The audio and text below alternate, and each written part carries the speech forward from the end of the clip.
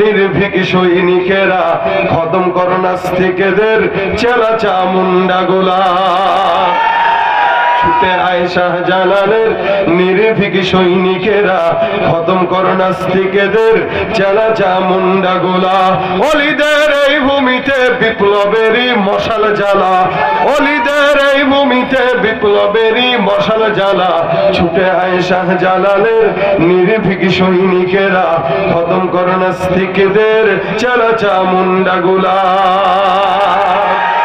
শাহজালালের স্বপ্ন ছিল আল কোরআনের জ্বলবে আলো, সেই আলো ছড়িয়ে দিতে, সেই আলো ছড়িয়ে দিতে বিপ্লবেরই মশাল জ্বালা।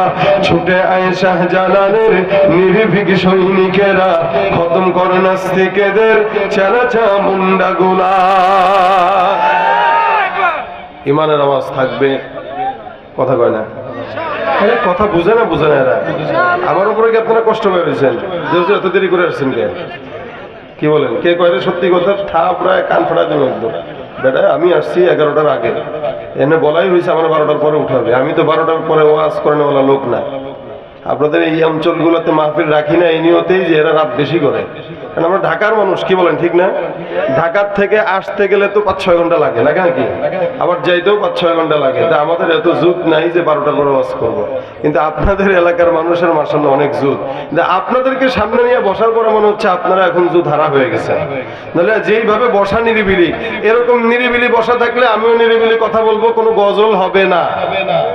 কি ঠিক আছে না? ঠিকই আছে, খালি ওয়াজ হবে, গজল হবে? গজল হবে না? না না হবে না, হবে না, হবে। তা হইতে গেলে আমারও তো কিছু দেওয়া লাগবে। এই দেওয়াটা পারবেন? আওয়াজ দেওয়া বলেন লিল্লাহে তাকবীর, নারে তাকবীর। আল কোরআনের আলো ঘরে ঘরে জালো, লিল্লাহে তাকবীর। এটা শেষ ম্যাচ থাকবে তো ইনশাআল্লাহ? বলেন তো এখানে আমরা যারা আছি আমাদের পরিচয় আমরা কি? বলেন সবাই, আমরা কি? মুসলমান। মুসলমান হিসেবে যতগুলো মানুষ আছেন একটু আমাকে বলেন তো, একজন মানুষ এখানে কেউ বলতে পারবেন যে আমার কোনো জিন্দেগিতে গুনাহ হয় নাই? একজনও নাই। সারা বাংলাদেশ নয়, সারা বিশ্বে কেউ আছে? কথা বোঝে না এরা। সারা বিশ্বে এমন কেউ আছে যার কোনো গুনাহ নাই?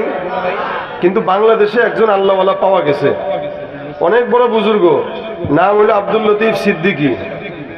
গত কয়েকদিন আগে একটা ভিডিওতে দেখলাম উনি বলতেছে যে আমার কোনো গুনাহ নাই। আপনারা দেখছেন এটা? কত বড় বুজুর্গ চিন্তা করেন। ওরে বাপরে বাপ, অনেক বড় বুজুর্গ। তো সে বলতেছে আমি আল্লাহ পাকের নিয়ামত আশা করি, আল্লাহ আমাকে বাঁচায় রাখছেন, এটা আল্লাহ পাকের শুকরিয়া করি, কিন্তু আমি ক্ষমা চাই না, কারণ আমি গুনাই তো করি নাই, ক্ষমা চাবো কি? আমাদের দেশের নেতারা গুনাহ করে না, কারণ আমরা এদের গুনাহ করাই, এরা নিজেরা করে না।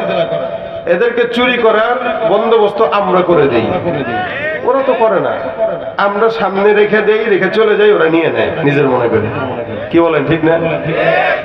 মনে রাখবেন, আপনারা হয়তো মনে করতে পারেন এদেশ থেকে দুর্নীতিবাজরা, স্বৈরাচাররা বিদায় হয়েছে, কিন্তু আমি এখনো বলতে চাই এই দেশের 53-54 বছরের স্বাধীনতার পরবর্তী সময় আমরা কোনোদিন চোর মুক্ত বাংলাদেশ দেখি নাই।